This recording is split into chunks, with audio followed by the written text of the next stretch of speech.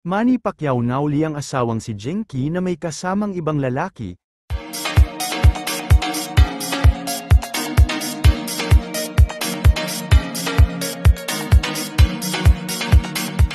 Isang kontrobersyal na insidente ang gumulantang sa publiko matapos umanong mahuli ng pambansang kamao, Manny Pacquiao, ang kanyang asawang si Jenky Pacquiao na may kasamang ibang lalaki.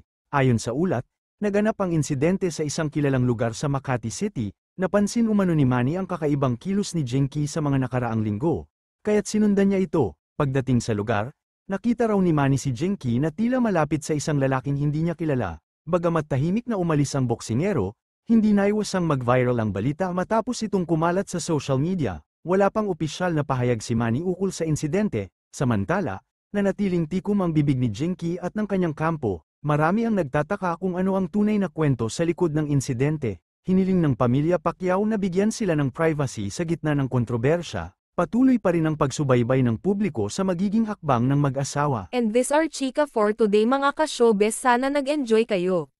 Don't forget to like, share, subscribe and click the notification bell for more updates.